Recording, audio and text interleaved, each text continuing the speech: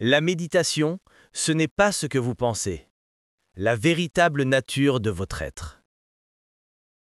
Dans cet enregistrement puissant et transformateur, Sadhguru démystifie la méditation, révélant qu'elle n'est pas une action à accomplir, mais une qualité à cultiver. Plongez au cœur de sa sagesse pour comprendre pourquoi l'obsession moderne des objectifs nous égare et comment créer l'espace intérieur nécessaire pour que la véritable méditation fleurisse en vous. Découvrez la clé pour mettre fin à la souffrance et vous engager pleinement dans le monde avec une clarté et une liberté inégalées. Un message essentiel pour quiconque cherche une compréhension plus profonde de soi et du bien-être. La véritable nature de la méditation.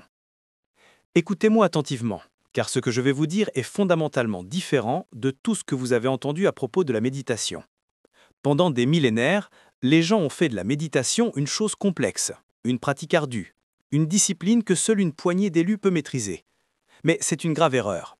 La méditation n'est pas quelque chose que vous faites, c'est une qualité que vous cultivez en vous. Vous ne pouvez pas faire de la méditation, vous pouvez seulement créer l'environnement propice pour qu'elle fleurisse. Pensez à un jardinier. Le jardinier ne fait pas pousser une fleur. Il prépare la terre, il enlève les mauvaises herbes, il fournit l'eau, les nutriments et la lumière du soleil. La fleur, elle, pousse d'elle-même. C'est la nature même de la graine. La méditation est la même chose. Vous ne pouvez pas la forcer à apparaître. Vous ne pouvez que préparer le terrain de votre être pour que cet état de silence intérieur, de clarté absolue, se manifeste naturellement. C'est une conséquence, pas une action. La confusion des mots, dhyana et la méditation. Une grande partie de la confusion vient de la traduction. En anglais, comme en français, le mot méditation est devenu un terme fourre-tout. Dans la tradition yogique, ce que les gens appellent la méditation est en réalité dhyana. Mais même cela est incorrect. Ce que les gens font, ce sont des pratiques préparatoires pour le dhyana, comme les yogas ou d'autres formes de concentration. Le dhyana, c'est l'étape qui suit. C'est l'état où l'esprit n'est plus un fardeau, où il s'est dissous dans une conscience pure. Le mot méditation tel que vous le comprenez est une description et non une action. C'est comme si vous vouliez atteindre une destination en vous concentrant sur le panneau de signalisation. Vous regardez le panneau de loin, puis vous vous mettez en route. La concentration est la première étape, mais ce n'est pas le voyage. La méditation, le véritable dhyana, c'est quand le voyage est terminé et que vous êtes enfin arrivé.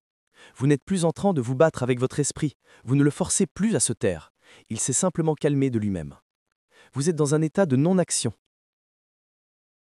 La maladie de la modernité, l'obsession des objectifs. Le problème fondamental de l'être humain moderne, c'est qu'il est obsédé par les objectifs. Il veut les fleurs et les fruits sans se soucier de la terre et du fumier. Tout le monde veut être heureux. Tout le monde veut la paix intérieure. Tout le monde veut la joie. Mais personne ne veut mettre les mains dans la terre.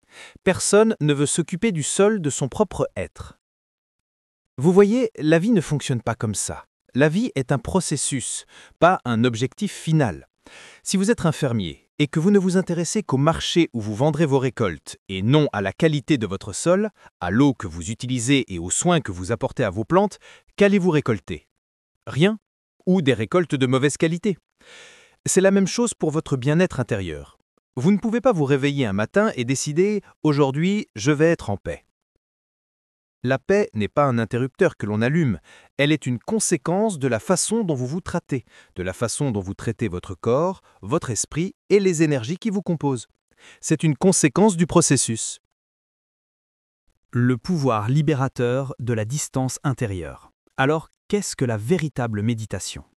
C'est le pouvoir de créer une distance entre vous et votre esprit. C'est de créer un petit espace, si infime soit-il, entre ce que vous êtes et les pensées et émotions qui vous traversent. Pour le moment, votre corps et votre esprit sont si profondément entremêlés avec votre identité que vous ne pouvez pas les distinguer. Si quelqu'un vous insulte, vous dites « il m'a blessé ». Qui est moi dans cette phrase? Est-ce votre corps? Votre esprit? C'est le petit moi qui s'est identifié à l'insulte et à la souffrance qui en découle. Vous êtes si fusionné avec vos pensées et vos émotions que vous êtes incapable de voir que ce ne sont que des phénomènes qui se produisent, ils ne sont pas vous. La méditation est cet espace qui s'ouvre, cette distance qui se crée. Soudain, vous réalisez « Oh, Une pensée vient de passer, une émotion vient de survenir, mais ce n'est pas moi. Vous devenez l'observateur silencieux, le témoin de tout ce qui se passe à l'intérieur de vous sans y être impliqué. La fin de la souffrance, quand cet espace se crée, quelque chose de miraculeux se produit. La souffrance s'arrête. La douleur physique peut exister, les émotions peuvent surgir, mais elles ne deviennent plus de la souffrance. La souffrance n'est pas l'émotion elle-même, la souffrance est votre identification à cette émotion, votre attachement à votre douleur. Imaginez que vous êtes au cinéma. Un film très triste est projeté. Vous pouvez pleurer, vous pouvez ressentir de la tristesse pour les personnages, mais vous ne souffrez pas réellement.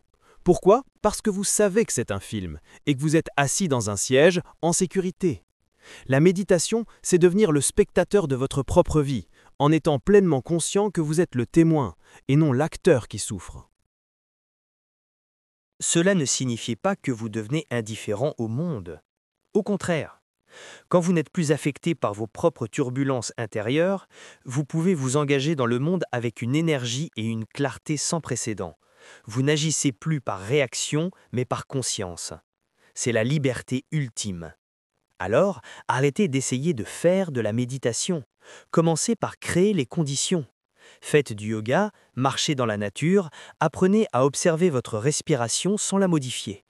Occupez-vous du sol, et la fleur de la méditation s'épanouira en vous, non pas comme une pratique, mais comme une qualité essentielle de votre être. Et c'est la seule chose qui vous libérera vraiment. Merci d'avoir écouté cet enseignement de Sadhguru.